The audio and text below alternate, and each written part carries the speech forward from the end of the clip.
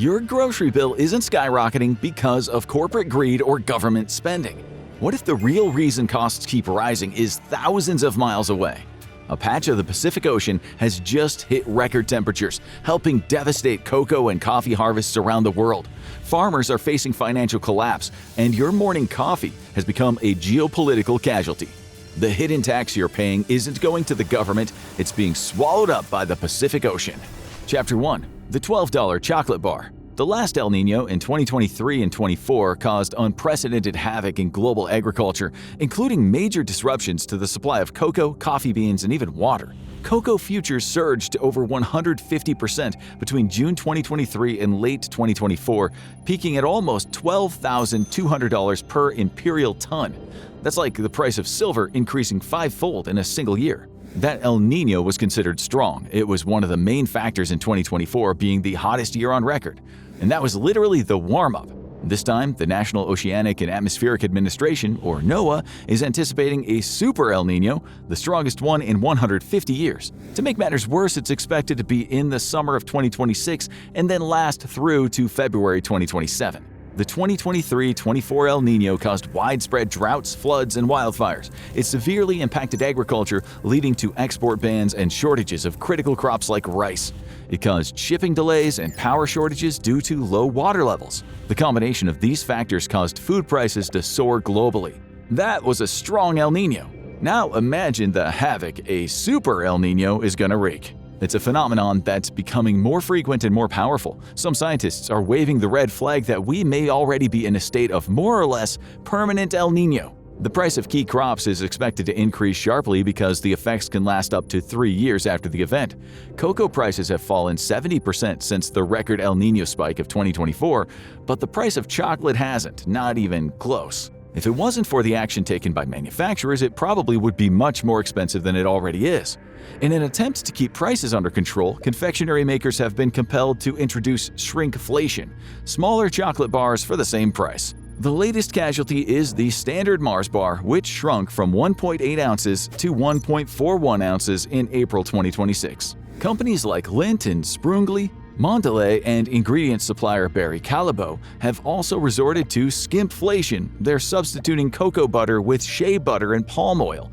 Others are using yeast extract or cocoa alternatives made from roasted grape and sunflower seeds. So, El Niño has already caused chocolate bars to become smaller, less chocolatey, and more expensive. Now cocoa prices are about to start rising sharply again. There's no way around it. Your finances are at the mercy of El Niño. Climate change is real and you can feel it directly at the checkout, but the impacts don't just affect crops.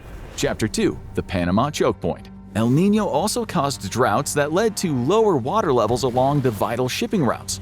The writing was already on the wall during the 2023-24 El Niño, particularly in the Panama Canal. The 51-mile canal is the single most critical choke point for the United States agricultural trade. Some 14 to 17% of all U.S. agricultural exports by volume transit the canal. More important to your grocery bill, though, roughly 40% of all U.S. container traffic passes through the canal.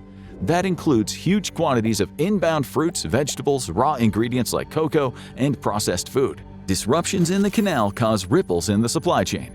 They eventually land in your pocket. In 2023, the Panama Canal Authority implemented new regulations that allowed a maximum number of 22 daily slots for transiting ships.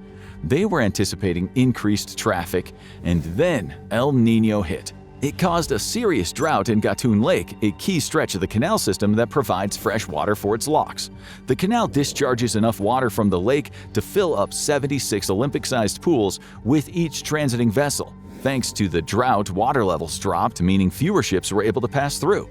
By February 2024, the authority was able to revise the number due to unexpected rain and raised the number to 24, but it was still less than the 36 to 38 ships that normally transit the canal daily. The impact was massive. It created a backlog of ships that grew steadily. At one point in August, there were more than 160 ships in the queue. Some dropped out, opting to add thousands of miles, millions of dollars, and transit time to their journeys. They went around the tip of South America, the Cape of Good Hope at the bottom of Africa, or the Suez Canal instead. Ship owners were bidding up to $4 million to snap up the slots that those ships had vacated, more than 20 times the normal rate. The backlog spread through the supply chain like a contagion. When ships couldn't reach their destination ports, the trucks waiting to haul their cargo sat idle. The result was drought-induced bottlenecks that stranded enough cargo to fill a line of semi-trucks stretching from New York to London. The economic damage caused went far beyond Panama. The disruptions lasted for months. In South America, the Amazon River and tributaries like the Rio Negro hit record lows. Communities were isolated, local economies were crippled. In October 2024, 8 months after El Niño subsided, the Rio Negro plummeted to a depth of 41.5 feet. It was the shallowest depth recorded since measurements began in 1902. The low waters stranded cargo boats and river ferries, cutting off hundreds of thousands of people in Brazil, Peru, and Colombia. Again, that was a strong El Niño. This next one is even stronger. If one El Niño can shut down the world's most vital canal and largest river, what happens during a Super El Niño? Chapter 3. The Energy Trap. We already got a preview in 23 and 24, and nowhere was it more devastating than in Zambia. This landlocked nation is reliant on hydroelectricity for 85% of its power. Much of that comes from the Kariba Dam. The Kariba North facility is the centerpiece of Zambia's hydroelectric network, responsible for about a third of total power output. Or at least it was. The same El Niño-inspired drought that hit Panama struck Kariba. By September 2024, Kariba North's output had sunk by 90%. The lake's live storage, the water used for power generation, had fallen to just 3.6 feet, one of the lowest levels in history. Zambia's other hydroelectric plants were in a similar state. The knee-high water levels quickly brought the country, well, to its knees. Zambia's national electricity demand averages around 2,400 megawatts. By September, its supply had fallen to 900 megawatts, a roughly 60% reduction. To stabilize its collapsing grid, the country's power utility, ZESCO, was forced to implement rolling blackouts known as load shedding. As the crisis deepened, the blackouts were extended. At its peak, the entire nation was plunged into darkness for up to 21 hours a day. Zambians had already become used to 4 to 8 hours of load shedding before the 21-hour cuts started in September 2024. 8 months later, they were still facing 17-hour power cuts daily. Today, the country is still plagued by variable load shedding because the energy deficit hasn't been resolved. The consequences of the last El Niño on the economy have been severe: reduced industrial output, lost business hours, and slower economic activity. But the loss of power generation has also had another potentially more disastrous long-term effect: disrupting the transition to cleaner, greener energy sources. Like most countries, Zambia has been moving to diversify its energy with the introduction of cleaner technologies. The country had signed a string of deals for solar plants. These include a $2 billion deal with the UAE's state-owned company Masdar and a power purchase agreement with the Canadian firm SkyPower Global. They hope to supply enough solar energy to power 4 million households. Now Zambia has resorted to a desperate attempt to keep the lights on. They are turning to coal.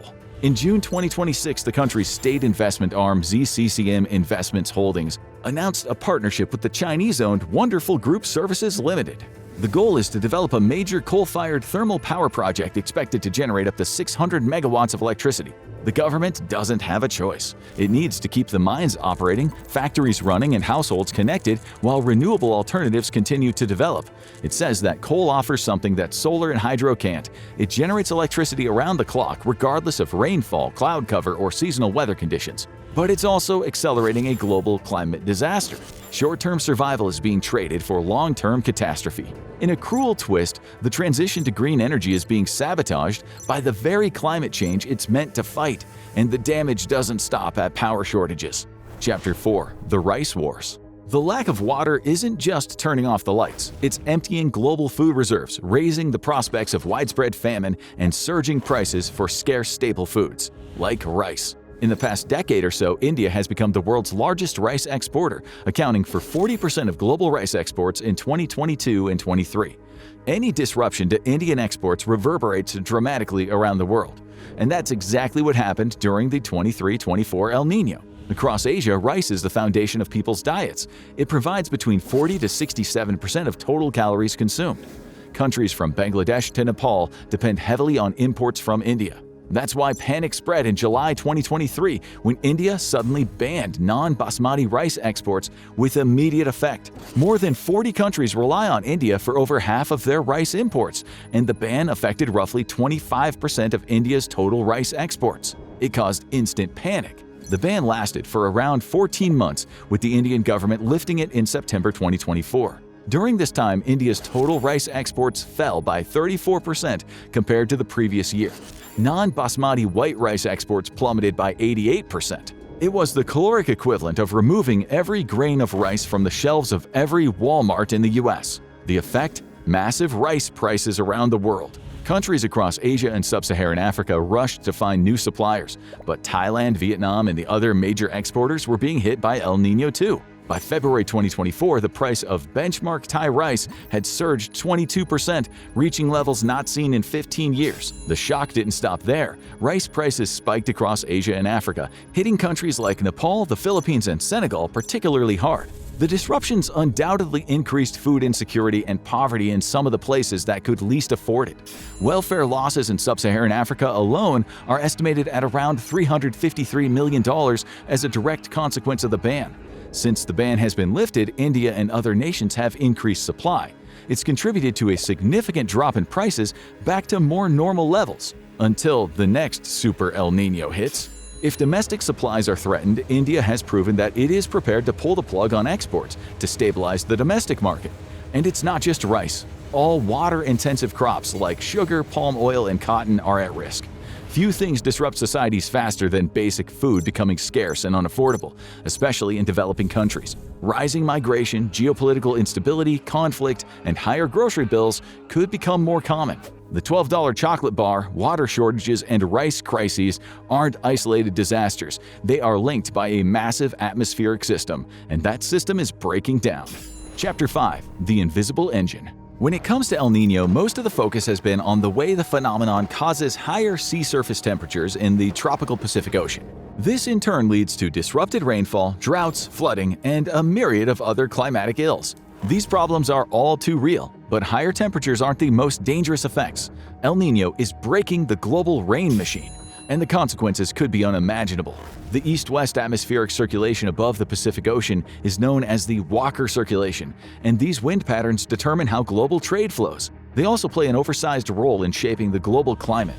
Air rises in the tropical western Pacific and travels eastward high in the atmosphere. The air then sinks back down to the surface over the eastern Pacific Ocean, where the surface winds blow it back toward the west. It's not always constant. Sometimes it's weaker, sometimes it's stronger. During an El Niño event, the Walker circulation weakens, reducing easterly winds across the tropical Pacific. That shift disrupts global weather patterns, and the western Pacific, including Indonesia and Australia, becomes hotter and drier, often leading to drought.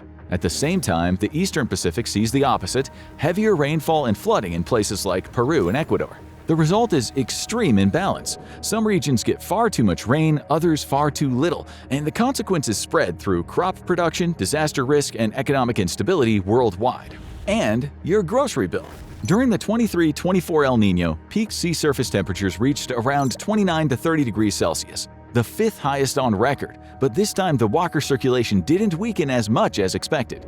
The effect of warmer Pacific waters was partially offset by unprecedented heat in the tropical Indian and Atlantic Oceans. That extra warmth triggered atmospheric changes that strengthened the trade winds and reinforced the Walker circulation, counteracting the Pacific's influence. As a result, the average rainfall anomalies in the tropical Pacific were much lower than expected, but it would be a mistake to think we escaped lightly. We didn't. Because the effect of this broken rain engine doesn't stay in the tropics, it actively hunts down the rest of the globe via the jet stream warp. Tropical rainfall is the heating source that drives global atmospheric waves. Because the effect on the Walker circulation was weak in 23 and 24, the event failed to trigger strong extratropical teleconnections. Teleconnections are recurring, large-scale patterns of atmospheric pressure and circulation that join climate anomalies across thousands of miles. They act as a kind of bridge, allowing weather changes in one region to influence weather in another. Teleconnections can last weeks to months and often return in cycles. That's what makes them so important for seasonal forecasting. By monitoring source regions, meteorologists can predict weather in far-off response regions months in advance. That makes it a powerful tool for preparing for droughts, floods, and extreme heat. It also helps to keep prices down. The 2023-24 week teleconnections had three major and entirely unexpected consequences. First, meteorologists were expecting a weaker Walker circulation to deliver a much-needed wet winter to the southern tier of the United States and California. The region had been grappling with a severe drought, but it never really materialized, and the drought went on. Second, if there's a silver lining to El Niño, it's that it tends to put a damper on hurricane activity. The high vertical wind shear typically tears hurricanes apart. However, because the atmospheric circulation response was weak, this shear didn't materialize over the Caribbean and the Atlantic as expected. As a result, the 2023 hurricane season became the fourth most active on record. And third, seasonal forecasts became unreliable. The normal links between Pacific sea surface temperatures and global climate patterns broke down. So even when El Niño acts differently than expected, its impact is still severe. And that's because the effects aren't just limited to the tropics and coastal regions. Chapter 6. The Jet Stream Warp. The planet is one big, deeply connected weather system, and the effects of El Niño touch every corner in one way or another. In the US, it turns weather patterns upside down due to El Niño's impact on a critical planetary weather system, Rossby waves. Also known as planetary waves, they're a type of inertial wave that occurs naturally in rotating fluids. They're found in the atmospheres and oceans of the Earth and other planets due to the rotation of the planet. Rossby waves are giant atmospheric and oceanic patterns that help shape global weather. In the atmosphere, they steer pressure systems and the jet stream.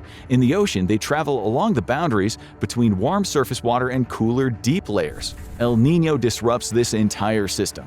It shifts the main source of atmospheric energy, the Rossby wave source, from the western Pacific to the central or eastern Pacific. During El Niño, warm sea surface temperatures in the central and eastern Pacific trigger intense upward motion in the atmosphere and heavy rainfall. This forces the air to spread out high in the atmosphere, creating a region of what meteorologists call upper tropospheric divergence. As this airflow interacts with the Earth's rotation and background wind patterns, it generates a strong Rossby wave source. That source acts like a starting gun, launching a stationary Rossby wave train that travels northeast along the jet stream into the middle latitudes. In the United States, this often sets up a persistent low-pressure system over the Gulf of Alaska, a defining feature of El Niño winters. The result is dry conditions that often develop over western Canada and in the northern U.S., while storms and cooler air are directed into the southern U.S. No snow in the Midwest? Nasty unseasonal storms in California? Now you know why. But this doesn't just affect the US. Thanks to teleconnections, the effects are felt around the world. These strong wave trains can propagate upward into the stratosphere, where they weaken the polar vortex. That disruption can later descend, triggering sudden atmospheric warmings and often cooler winters in Europe. At that same time, the same system can drive extreme heat in regions like the Sahel in Africa. In other words, nowhere is spared. And because Rossby waves can become stationary, they can lock weather systems in place. That leads to prolonged extremes, standard droughts under persistent high pressure, or flooding rains under stationary low pressure systems. And persistent unnatural weather conditions only lead to one thing: higher prices at checkout. Now you might be thinking, well, at least El Niño only comes around every couple of years, so the effects are temporary. Unfortunately, that is the best case scenario. The scariest part about all this is that we are entering a permanent El Niño state, where the Pacific's cold water upwelling is structurally weakening. The cooler years today are now warmer than the hot years of the 1980s, and that trend is clearly escalating fast.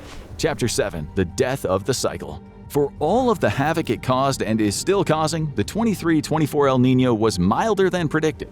Even so, global sea surface temperatures in 2023 and 2024 exceeded those of the 1997-1998 Super El Niño by 0.2 to 0.3 degrees Celsius on average across the entire ocean surface. To put global ocean warming in perspective, the oceans are absorbing energy equivalent to 5 Hiroshima nuclear bombs every second. The world is still reeling from the effects of the last El Niño. The hangover effect of residual heat has been even more devastating than the El Niño disruptions themselves. Now the current one is upon us, and it's anticipated to be the strongest one since the 1870s. But before we've even had a chance to recuperate from that one or its after effects, the next El Niño will arrive, and then the next. So the forecast for relief on your grocery and utility bills is increasingly grim. Food shortages and supply shocks are highly likely to diversify and worsen. So is political instability and conflict. But there is another El Niño-induced factor that's also contributing significantly to inflationary price pressure on all goods and services. The modern world is becoming uninsurable. Chapter 8: The Insurance Cliff. El Niño's impacts on teleconnections are driving up global insurance premiums by creating unpredictable, simultaneous, and widespread weather extremes that overwhelm traditional risk models and deplete reinsurance capital. A Super El Niño is an event capable of impacting risks across geographies, perils, and lines of business. The potential impacts are difficult, if not impossible, to predict. For insurers, this is the ultimate nightmare. El Niño patterns can simultaneously trigger flood losses in one region, drought-driven claims in another, and wildfire exposure elsewhere. That means more claims and higher reinsurance costs. It is of particular concern in the U.S., where many in the flood zones remain structurally underinsured because standard homeowners policies exclude it. You've probably already guessed where this leads: higher premiums across the board. And on top of all the other inflationary pressures, those higher premiums will be passed on to consumers, causing prices to rise even more. The old normal is gone. El Niño has deleted it. This is the new normal, and the best approach to it all is to just get used to it. Somehow, no matter what happens in the world, we always end up paying more, and understanding why is where things get complicated. We break it down in Inflation: Why Can't Prices Just Stay the Same? Or watch this video instead.